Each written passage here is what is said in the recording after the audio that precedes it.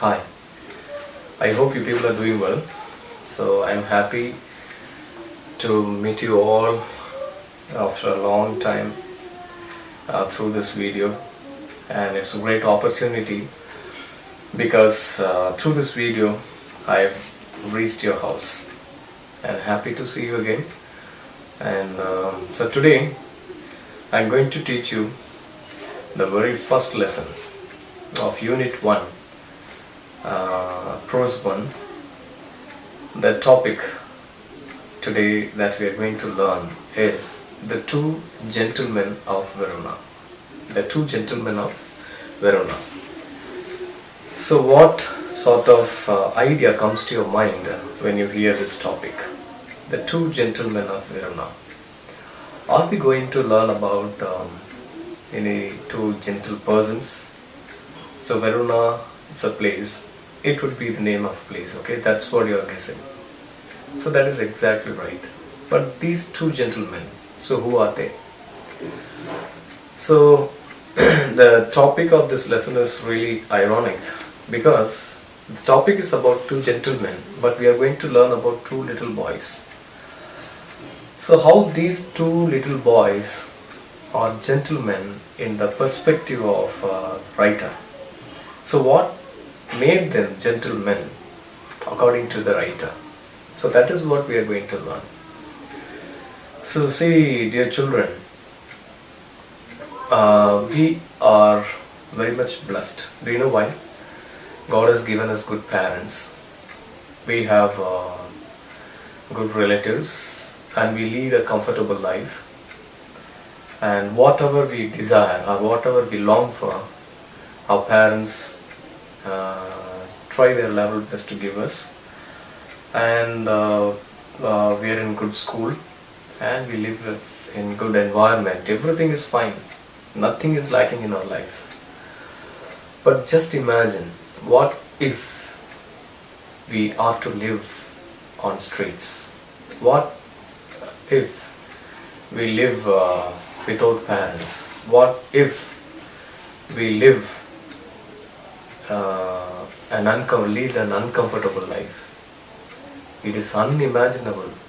We can't live. We can't do that. It will be really hard to live on streets. Especially living without parents is really painful. And we are going to see such two boys in the story.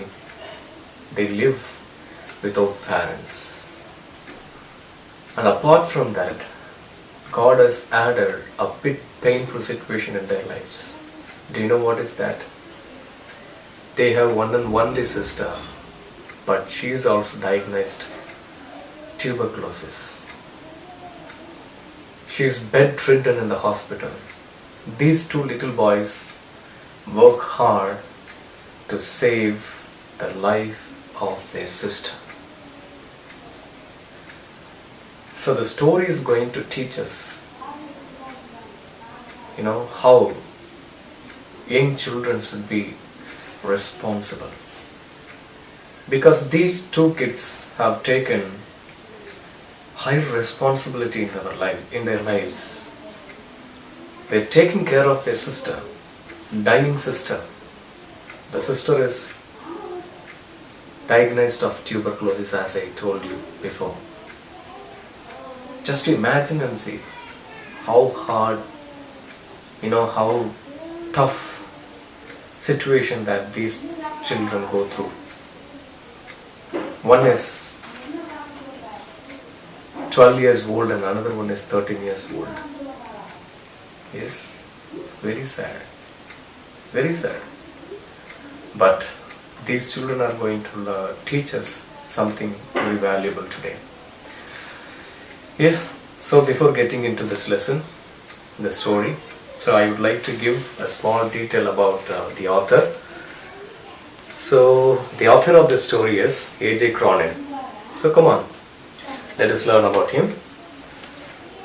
So the full name of this author is Archibald Joseph Cronin, and we call him as A.J. Cronin. And he was a Scottish, like we are Indians.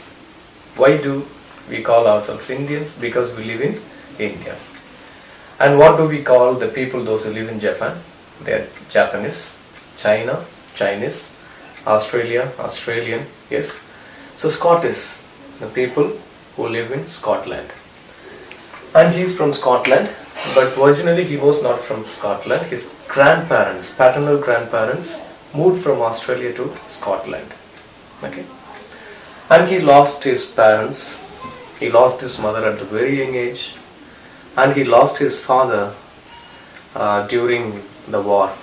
And Germans started ruling, that's why he hated German.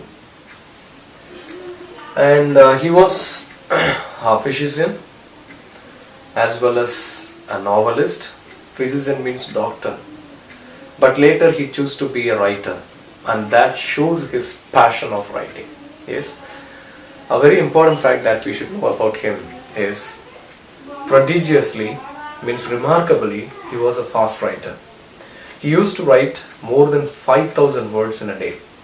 So just imagine, and we can come into a conclusion that his passion of writing was really high. Yes, immeasurable. And one of his best novels is The Citadel. Citadel means கோட்டை, தமிழில் கோட்டைன்னு சொல்லுவோம் இல்லையா, அதான். So The Citadel, a very famous story.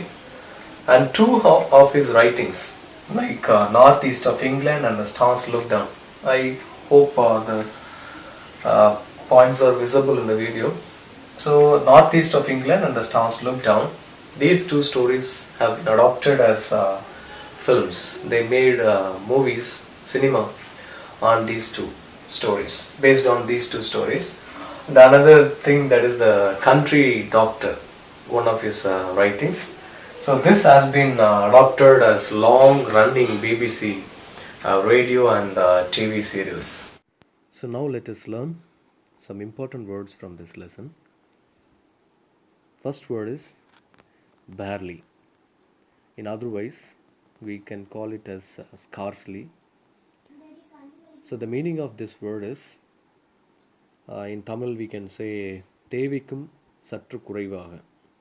The meaning given here is almost none. தேவிக்கும் சற்று குறைவாக. The second word is blinked.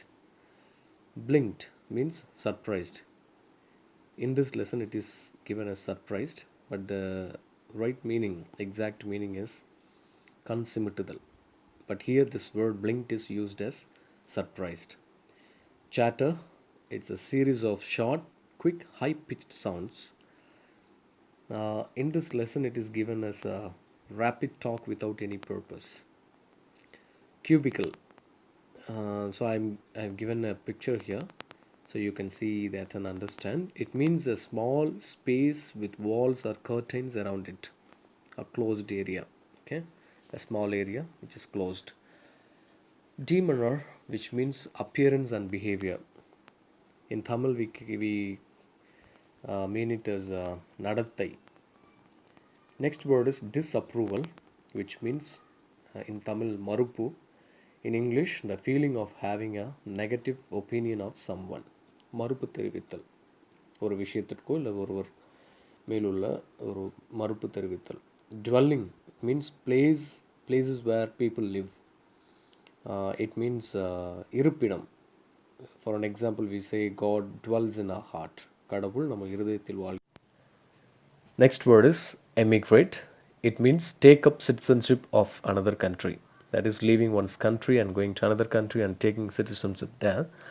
In Tamil, it is known as kudiyetram, right? Next one is hawk.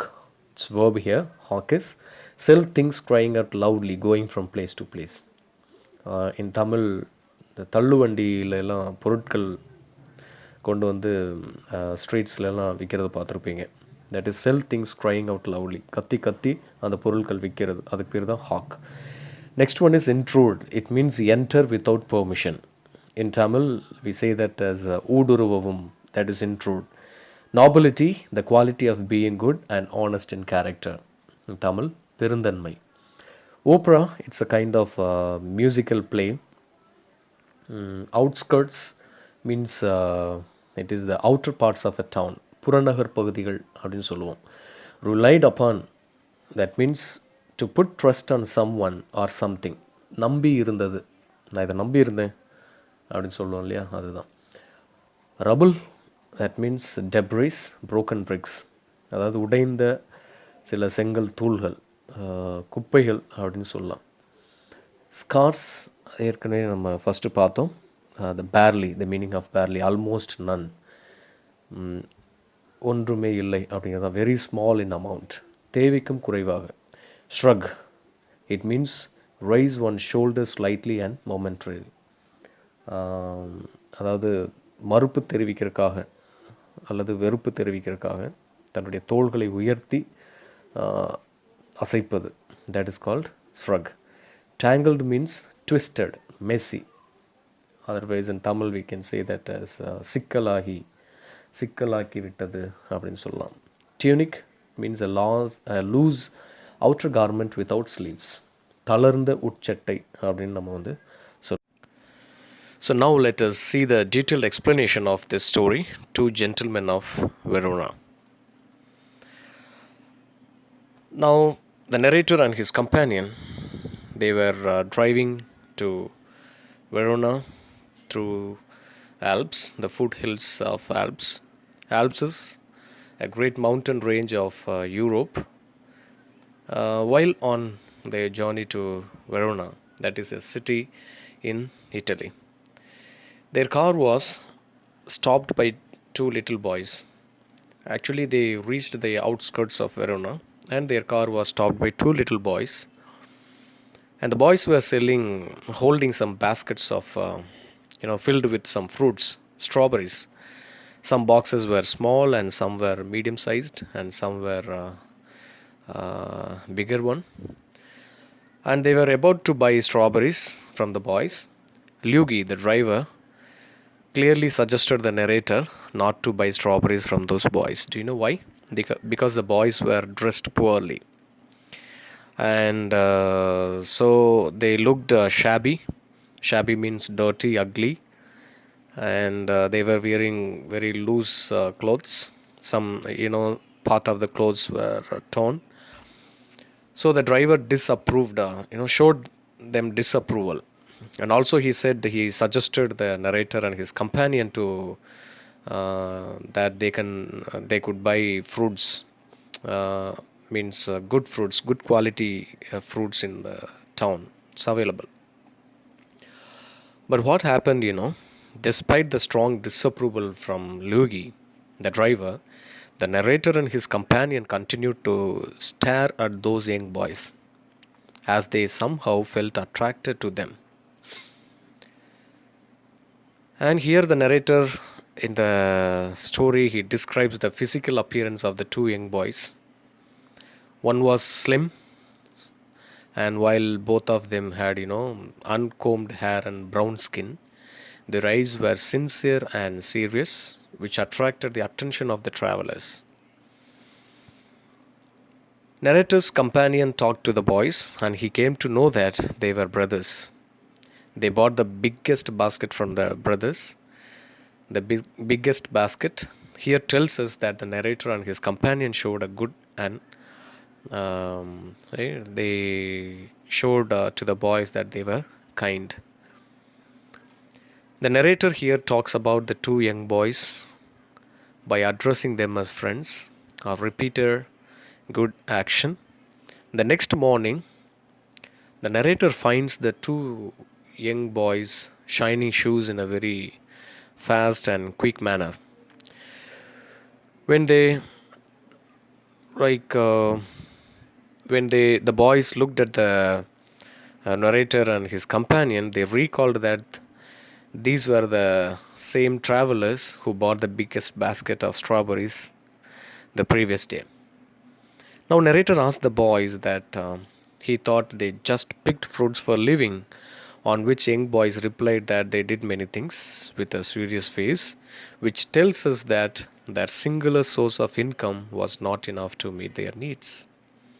The boys were really working hard and doing different jobs, not only selling fruits.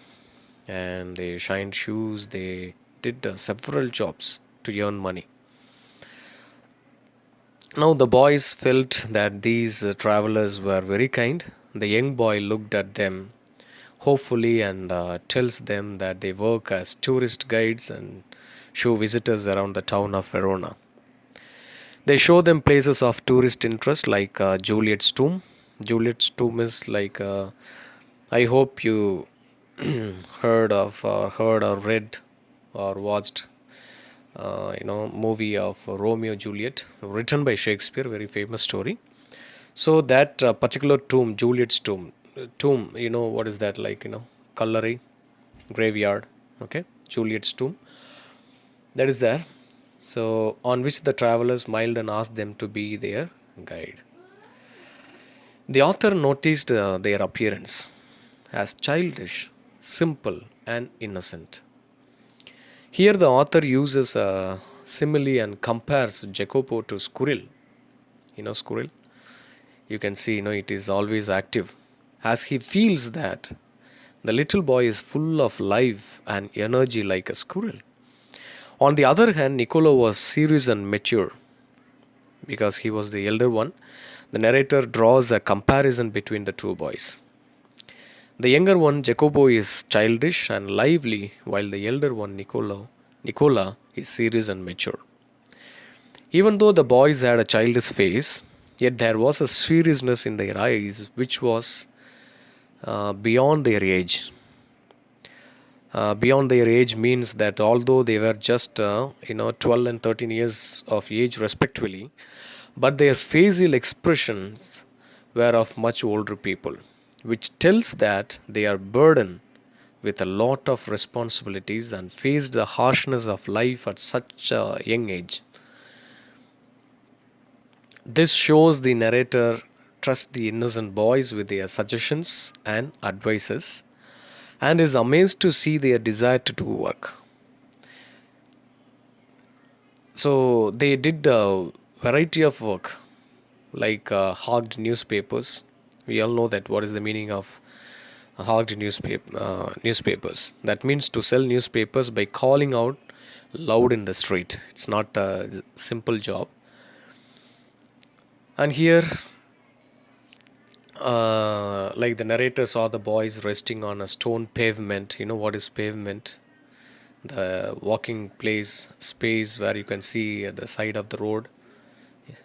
So with a bundle of the boys used to stay on the stone pavement with a bundle of newspapers in an isolated place, a very lonely place which where there were no people. And the narrator sees the dedication and the willingness to work in the boys. Even after a full working day, it shows the hope they hold to gain the maximum of what they can do. Now, the narrator inquired Niccolo immediately, like about why you are working so hard, for what reason, and all those. The boy didn't say anything actually. He, did not want to share any of his family matters to the travelers. Now, the boys are working so hard. On seeing them working so hard, yet dressed shabbily and eating relatively low and nutritious meal, the narrator asked Niccolo, "You must earn quite a bit. Where do you spend your money?" This question initially made him blush. The pink color on his face was so prominent that it was visible through his dark sunburned skin. After the initial blush, Nicola had an afterthought which made him sad and depressed. Actually, the question made him, feel sad and depressed. And the blush on his face disappeared all of a sudden and it became pale as he got reminded of his miseries and problems which made him work so hard. And the narrator sarcastically asks if he is saving up to move to America. On being asked about his plans, he got uncomfortable and was reluctant to answer. He did not want to share his problems with anyone, and so he spoke in a low voice. As I told you, this boy did not want to share any of his family matters. And now the narrator decided to help the premature gentleman. So, despite Jacopo, out of innocence, asked the narrator if he could help them to get to Poletta in his car the next day. And this shows the contrast between the behavior of the two brothers. See, now, Jacopo, when Jacopo asked the narrator to take them to Poleto, Nicola did not like this idea, asking help from a strange man, a traveler. So this shows the contrast between the behavior of the two brothers. One showing maturity, Nicola is showing maturity, while the other showed innocence and childishness. So Jacopo was innocent and childish, on which the narrator agreed. Immediately he agreed, and he was a kind man. We know that, despite the fact the driver was unavailable, driver was not there. But here this man agreed to help them. And Nicola gave an annoying look to Jacopo and asked the narrator not to worry for them, but the narrator insisted. Nicola was not comfortable with this plan, as he did not like taking help and sympathy, but he agreed. The narrator had thought the boys would be, heading to some shabby huts. And this was the, idea of imagination of the narrator. He thought that the boys willing to go to some place, the place like shabby huts, very maybe ugly huts, because according to the condition in which they lived and worked in Verona. And he was shocked to see that their destination in the village of Poletta was a large villa. So instead of going to a hut, they took him to a villa. Villa means it's a big bungalow. Okay. The narrator was amazed to see the large villa. By the time he could recover from the shock, the boys had jumped out of the car and rushed inside the villa, as they didn't want the narrator to know where they were going, and suddenly they disappeared. They ran into the villa after getting out of the car. Now, after a few minutes, the narrator, entered into that villa. Entering the villa, the bell was answered by a nurse. He realized that it had been converted to a hospital. Actually, it was not the villa, it had been converted into a hospital. Now, what happened? The nurse asked, "Who are you?" And this man replied that, "I just brought two small boys here." And now, here he gets to know the story of the boys. Upon hearing about Nicola and Jacopo, the nurse smiled, which tells us that she knows them really well, and she took the narrator through an entrance lobby into the hospital to a small room. And here the boys are seated at the bedside of a girl. There was a girl admitted in the hospital, about 20 years old, putting the pillow behind her shoulders and wearing a pretty lace jacket, and was listening to their chatter. Her eyes soft and tender. And there was a vase of wildflowers stood on her table, and beside the table there was a dish of fruit and several books. The girl was well dressed, and there was, as I told you, vase of wildflowers on the table. And she was loved by her brothers, along with which tells us that how well the boys took brought fruits to the little girl, not little girl, 20 years old. And this shows that how well those two gentlemen took care of their sister, and she was living in no shortage, which is in contrary to how those boys lived their life. Now the narrator get to know about the boys. The narrator begged the nurse to tell her, about what was going on there. The nurse told her the family history of those boys, that their mother died early in their life. Their father was a well known singer but became a victim of the early war. They got homeless as their home got destroyed and suffered starvation and the cold winter. She also tells him that at that time Lucia had been training to be a singer. Now the family struggled for life. They lived in the shelter made of broken building walls and bricks. The boys hated Germans as they were the reason for their drastic and miserable change of life, which also made them stand against them as rebels.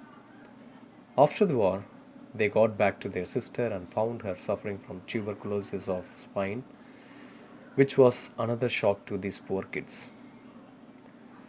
Despite facing so many problems in their lives, the boys did not lose hope. The brothers' positive approach and determination to get their sister cured had helped the staff treat her well.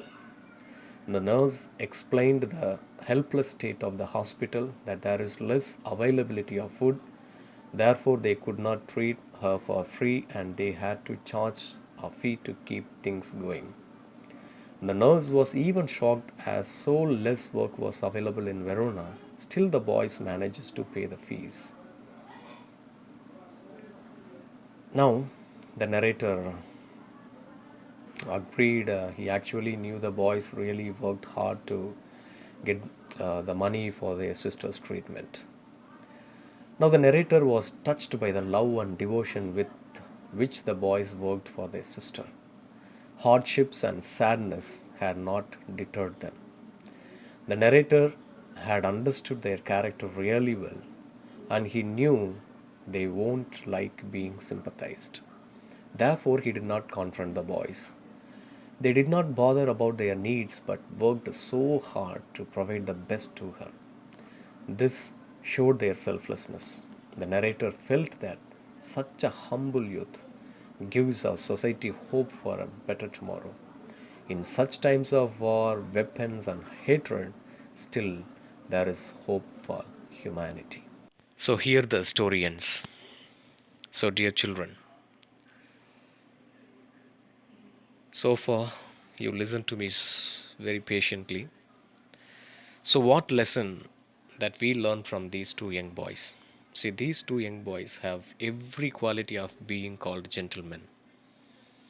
Their positivity and selflessness inspires, inspired the narrator.